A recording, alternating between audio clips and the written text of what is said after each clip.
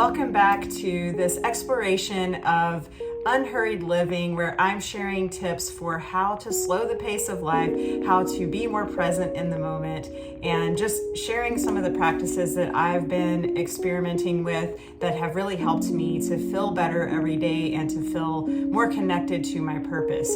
Last week I talked about, or I actually shared in detail, my 10-minute morning Qigong routine. So if you're interested in that, go ahead and check that out. But today I'm going to be exploring pretty deeply our relationship with time, and really the role that it plays in our lives, and the intersection that time has with pain in our lives, and how overall living unhurried gives us the ability to be intentional with both. So let's dive into it.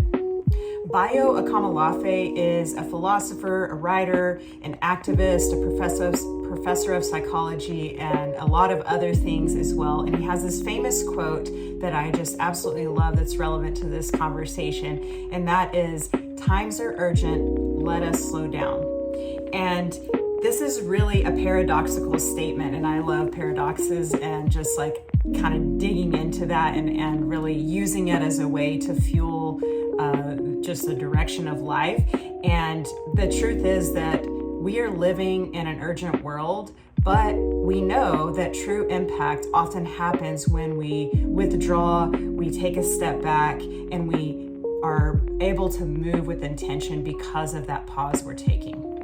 So most of us have what I'd call a love-hate relationship with time. Most of the time we think there's not enough of it, and there are sometimes in moments of impatience and boredom that we feel like there's too much time. So it's really complicated, time flies when you're having fun, right? But on the other side of that, if we're in pain in some way, it can feel like time is just stretching out. So this paradox has really caused a complicated relationship with time. So here's the thing about time. Time gives us the ability to relate to others and even to a higher power. And that's even if your higher power is omnipresent and timeless. It's really kind of the thing, time is the thing that makes us able to relate to other people. Without the constructs of time, we might not be able to differentiate ourselves from other people, to connect and relate to other people, and to understand life's progression of things. Last night, I was having a conversation with a friend about this, and she pointed me to Emily Dickinson's wisdom in a poem called Tell All the Truth, but Tell It Slant. And the final line of the poem is just so profound. It says, "The truth must dazzle gradually, or every man be blind." And this is the thing. Time gives us the space to gradually perceive, process things, and engage with the truths in our lives. And the truths of our lives are not always something we want to see. Time reveals pain just as much as it reveals joy. And so much of our life is spent trying to manage this pain, usually through distractions like 24/7 access to media streaming or social media, or maybe it's substances and other things that are numbing behaviors that are really encouraged by this hurried society that we live in. So much of consumerism is based around this plan to make pain go away. But pain doesn't just go away with this solution or that solution. The truth of it is, it just doesn't.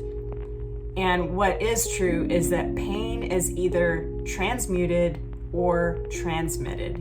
And what I mean by that is that if we are going to transmute our pain, we are engaging with it, we're understanding it, and really using that pain to fuel change in our lives, positive change. That's like an irreversible shift, like a caterpillar becoming a butterfly. That's something you can't undo. But in contrast to that, if we avoid pain and we ignore it, then there's a high chance of us actually transmitting our unprocessed pain to other people. And that's usually unconscious, but that's what happens with pain that's unresolved.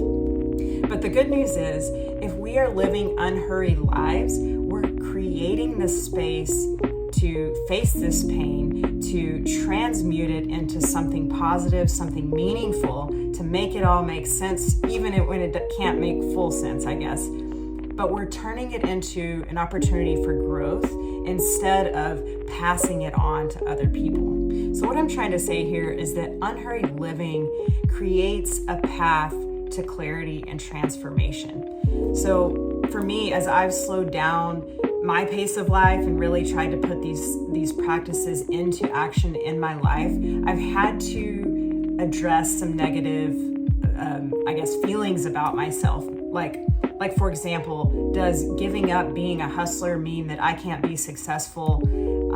Does it mean that I can't achieve big things? No, it doesn't mean that, but those are the things that I'm really questioning. And what I'm saying is that living unhurried doesn't mean we're just slowing everything down. So, after all, we all have time-bound missions that we want to accomplish. We have goals in our life.